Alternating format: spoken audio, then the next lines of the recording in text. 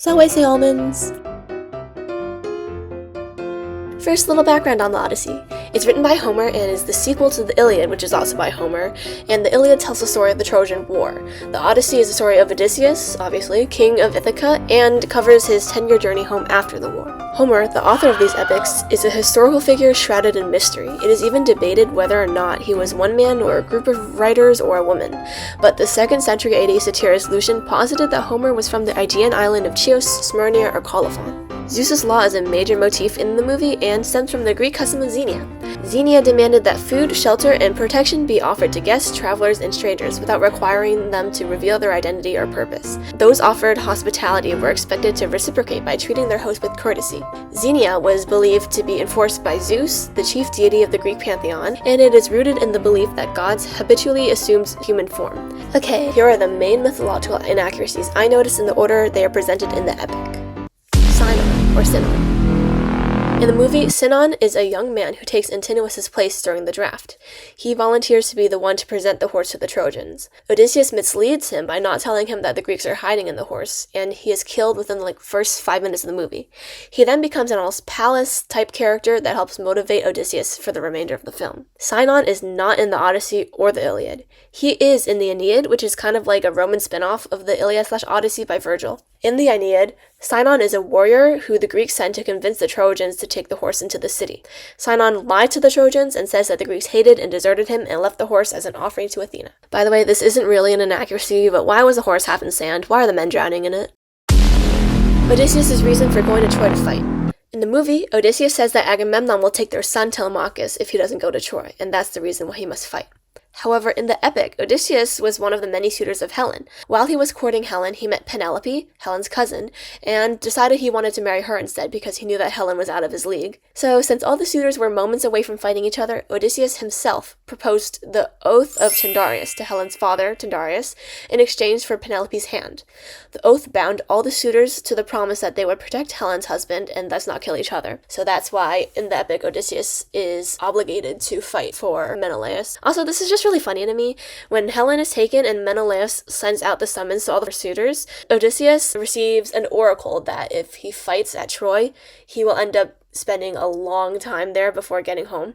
So Odysseus pretends he is raving mad by hooking up 2 different animals so they have different stride lengths and plowing his fields with salt. But then this really smart guy named Palamedes, who also allegedly invented numbers, that's how you know he's smart, throws Odysseus' baby son Telemachus in front of the plow. And when Odysseus stops and doesn't plow with his son, then they prove he's not crazy. Penelope weaving the shroud. This is a minor one, but if I remember correctly in the movie, Penny says that she's weaving the shroud because the Ithacan elders told her she'll have to marry once she finishes weaving Laertes' burial shroud. But in the epic, I believe she came up with the weaving ruse herself. Also in the movie, I believe Penelope is unaware of the suitors' plot to assassinate Telemachus, but in the epic, Penny knows about the suitors' plot, but Athena comes to reassure her that she will protect Telemachus. Mentor. In the movie, Mentor acts as a mentor to Telemachus. He helps him train and he accompanies him on his journey to Sparta/Pylos, and he dies in Pylos. In the epic, Athena is disguised as Mentor while accompanying Telemachus, and even disguises herself as Telemachus to gather his crew, and then she disguises herself as the eagle, and Telemachus is accompanied by Pisistratus, son of Nestor, for the rest of the way. But obviously, condensing all this into one Mentor makes more sense for the runtime. Calypso. In the movie, Calypso gets Odysseus to stay with her by wiping his memory with Lotus, which was inspired by lotus eaters that Odysseus encounters in the epic. And the lotus makes him forget about his home and his family and his men while she cares for him after he shipwrecked on her island. But after 7 years, she helps him regain his memory by retelling his journey thus far to her. She sends him on his way. In the epic, Calypso forces Odysseus to stay because she fell in love with him while saving him from his shipwreck, and she enchants him with her voice and makes him sleep with her. But Odysseus misses his family, crying on the beach all day, and Athena finally asks Zeus to ask Hermes to ask Calypso to let Odysseus go. Calypso helps Odysseus by giving him supplies and materials, and he sails for Ithaca on a raft. Also, in the epic, Odysseus isn't retelling his story to Calypso, but to the Phaeacians he meets after he leaves her island. Then the movie jumps to him washing up on Ithaca, which is completely understandable since if they covered every single stop Odysseus made, they would probably make a Hunger Games length series. But these stops do expand on Odysseus' cunning nature in the epic, something I personally felt was a little lacking in the movies, but we're not going to get into that. The Cyclops. Oh my god, all the Greek myth-loving people I've talked to have been so mad about the Cyclops. In the movie, the Cyclops is unnamed and lives seemingly alone in a cave on an island except for his many sheep. He seems to be nearsighted or maybe reliant on echolocation or something because he can't see Odysseus and his men well, only eating them when they get close to the fire. Still, Odysseus fully blinds the Cyclops via a big hot stick, and the men sneak out by tying hay to their backs to mimic sheep wool. Then Odysseus inexplicably shoots an arrow into the Cyclops' dead eye and then runs back to the ships. In the epic, the Cyclops' name is Polyphemus. He lives on an island of the Cyclopes, but dwells alone in a cave with his sheep. Polyphemus can see. When he sees Odysseus and his men in the cave, he eats 2 of them at a time each time he enters or leaves. Odysseus gives Polyphemus strong wine from his ship, and Polyphemus asks for his name. Odysseus says his name is Nobody. Polyphemus promises to eat him last in exchange for the gift of wine. When Polyphemus falls asleep, Odysseus blinds him with a big hot stick. Poly shouts to his fellow Cyclopes that nobody is hurting me, and they all think that Polyphemus is possessed, so they don't believe him. The next day, Odysseus and his men tie themselves to the underbelly of Polyphemus' massive sheep and sneak out that way. But, due to Beggar's hubris, Odysseus shouts his real name to Polyphemus, allowing Poly to ask his father Poseidon to avenge him. The Laestrygonians, those big metal guys in the movie who destroy all of Odysseus' ships. This is pretty minor, but in the epic they're actually man-eating and throw rocks. Circe, or iykyk.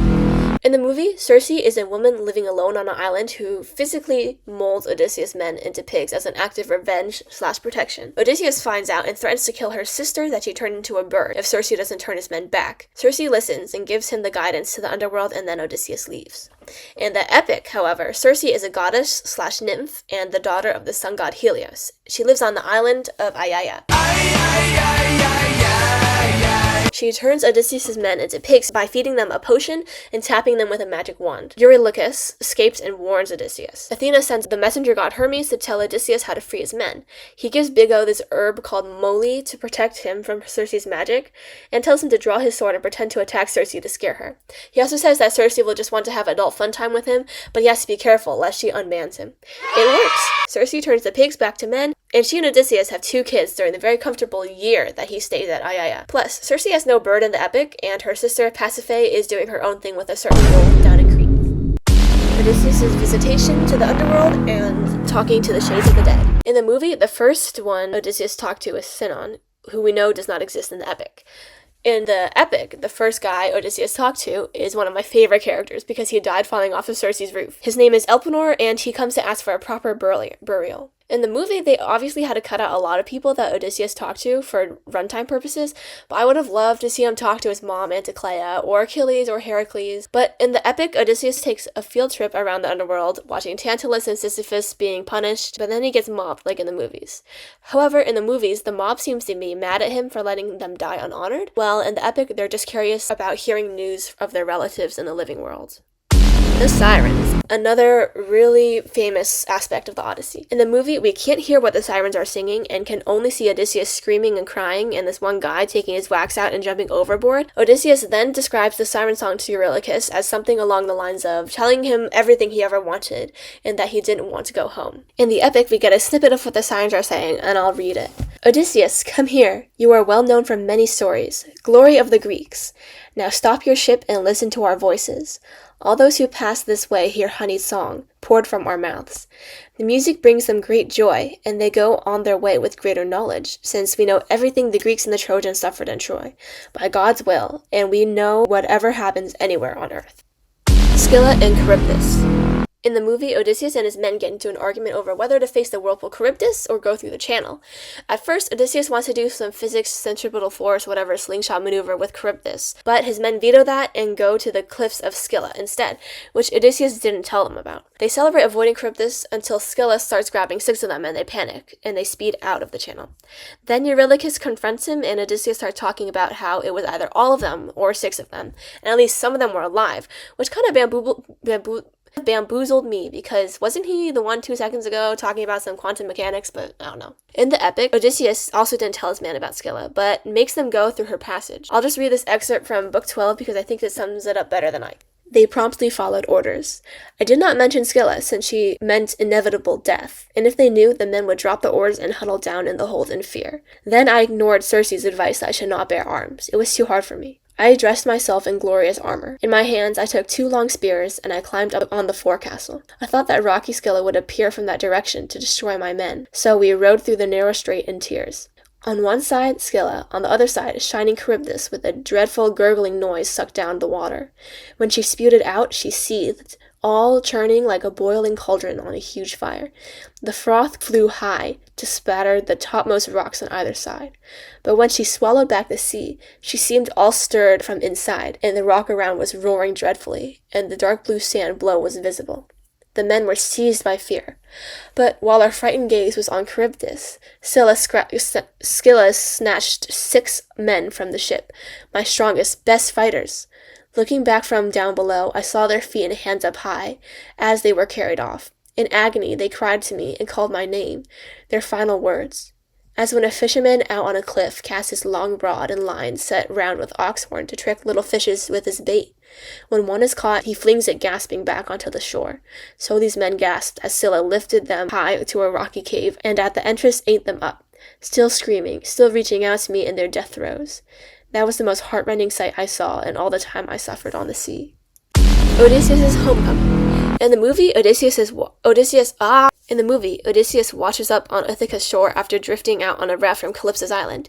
He doesn't recognize it at first, but Athena is beside him and says, "Do you not recognize your own home?" And then he realizes he's in Ithaca. In the epic, Odysseus had fallen into a deep sleep on a ship with the Phaeacians and woke up on shore. Athena had shrouded Ithaca in mist just to troll him, and Odysseus starts cursing the Phaeacians because he thinks he's been betrayed and abandoned. But then Athena pops up in a disguise and tells him he's in Ithaca. Then Odysseus starts trolling Athena back, which Athena really likes, and she gives him the updates on Telemachus and tells him to visit the swineherd Eumaeus, and she disguises him as an old beggar. Eumaeus. In the movie, he's a blind, loyal swineherd and kind of like a sensei figure who teaches Telemachus. He is Odysseus' most trusted man. Odysseus stumbles upon the aftermath of Eumaeus getting robbed and burning his hunting dogs, pretending to be Sinon / an old comrade of Odysseus from the Trojan War. Eumaeus tells him that Telemachus, his son, is going to get ambushed by suitors at Pylos. Odysseus rushes off to save his son. In the epic, Eumaeus is not blind, but he's still a swineherd. He's Odysseus' loyal slave and friend, but doesn't recognize him because of Athena's disguise. Eumaeus gives him food and talks about Odysseus with lots of praise and scores the suitors. Odysseus proves that he's really lying just for the fun of it by spinning this ridiculously complicated story about being from Crete and fighting at Troy and almost dying in Egypt, but along the way, he's heard that the real Odysseus is alive, of course. Oh my god, is this the Odysseus we could have gotten? The plot to assassinate Telemachus. In the movie, Antinous and some suitors send, I think, mercenaries to intercept and kill Telemachus at Pylos, but Odysseus saves him. In the epic, Antinous and 20 other men sail out to intercept and kill Telemachus, but Telemachus is warned by Athena of the ambush and he changes route. Father-son reunion. In the movie, Odysseus meets Telemachus at Pylos and saves him from the suitor's assassination attempt. They go home to Ithaca together, but Telemachus still doesn't know that Odysseus is actually Odysseus. In the epic, Telemachus returns home and finds Eumaeus chatting it up with what appears to be this random old man. But Athena lifts Odysseus' disguise, and Telemachus realizes and somehow recognizes Odysseus. The two hug and share a good old cry, and then they plot to kill the suitors. Pene and Tele's talk. In the movie, Telemachus tells Penelope to remarry so Ithaca can have a king to defend it from the sea people, and Penelope yells at him. In the epic, Penelope expresses how glad she is that he's returned safely, but Telemachus low-key yells at her and tells her just to take a bath. Also, sea people are not mentioned in Homer's Odyssey. Argos. In the movie, Antinous throws Argos onto the dung pile outside. Odysseus stops and kneels around Argos when he sees him, which allows Telemachus to finally realize who he is. The epic, I'm just going to read the excerpt. As they spoke, Argos, the dog that lay there, raised his head and ears. Odysseus had trained this dog, but with no benefit. He left it too soon to march on holy Troy. The master gone, boys took the puppy out to hunt wild goats and deer and hares. But now he lay neglected, without an owner, in a pile of dung from mules and cows. So Argos lay there dirty, covered with fleas. And when he realized Odysseus was near, he wagged his tail, and both his ears dropped back. He was too weak to move towards his master. At a distance, Odysseus had noticed, and he wiped his tears and hid them easily and said, "Eumaeus, it is strange this dog is lying in the dung. He looks quite handsome, though it is hard to tell if he can run, or if he is a pet or table dog kept just for looks." "Eumaeus," you replied, "this dog belonged to someone who has died in foreign lands. If he were in good health, as when Odysseus abandoned him and went to Troy, you soon would see how quick and brave he used to be." With that, the swineherd went inside the palace to join the noble suitors. 20 years had passed since Argos had last saw Odysseus, and now he saw him for the final time, and then suddenly the Black Death took hold of him. Antinous. In the movie, I got the picture that he's kind of the main antagonist. He gets Sinon to take his place in the draft, tries to manipulate Penelope while hooking up with the maidservant Melantho, and he even throws a stool at Odysseus. In the epic, Antinous is pretty much just as sleazy, but it seems the movie mixed and matched the qualities of Antinous with another suitor, Eumaeus. Antinous is the one who plotted to assassinate Tele, but Eumaeus is the one sleeping with Melantho. Foreshadowing, but Antinous is the first suitor to be killed in the epic, while I think Eumaeus is the first to be killed in the movie. Actually, I was wrong. The one who I thought might be Eumaeus is actually Polybus. It seems Eumaeus might not be in the film. Penelope's Cunning. In the movie, if I remember correctly, Penny is mad at the suitors and sad about Odysseus, but says that because the elders are telling her to take a new husband, she will marry whoever can string Odysseus' old bow and shoot an arrow with her 12 axes. In the epic, however, Penelope is playing all of them. Penelope says that Odysseus had told her to remarry if he didn't return before Telemachus grew facial hair. By the way, I thought that could happen as early as 13. She then tricks them into giving her gifts by guilt-tripping them for eating all of the palace's food, and Odysseus is just eating all this stuff. He loves it. Penelope and old beggar Odysseus meeting. In the movie, Odysseus proves his lie about being a comrade of Odysseus by describing to Penelope the pin of Athena she gave him before he left the war. He tells her that Odysseus will be back soon, but asks her something along the lines of, what if he comes back so impacted by the war he's a different man? In the epic, Odysseus describes the hero Odysseus perfectly to prove he knew Odysseus, then tells her his wild fake story and reassures him that Odysseus will be here soon. Baby, where the hell is my husband? What has taken him so long to find me? Massacre of the Suitors. In the movie, Odysseus is shooting suitors left and right while Telemachus fights Melanthius, who is giving weapons to the suitors. It takes him a little bit, but eventually Telemachus stops him. In the epic, Odysseus and Telemachus fight side by side, and Telemachus goes to the storeroom to give Eumaeus and the loyal cowherd Philoetius weapons, but forgets to lock it back up. Melanthius uses this to get weapons for suitors, but Eumaeus and Philoetius lock him up. Athena makes sure that none of the men are seriously injured while they are fighting the suitors, and she scares the suitors with the iykyk. After all the suitors are killed, Telemachus hangs all the disloyal servant women, and Melanthius is tortured and killed. The meeting of Penelope and the real Odysseus. In the movie, Penelope has been waiting behind a screen this whole time. Odysseus is so wounded that he collapses into Penelope's arms and asks her to join him in exile. In the epic, Penelope has slept through the fight, but Odysseus' nurse iykyk goes and gets her.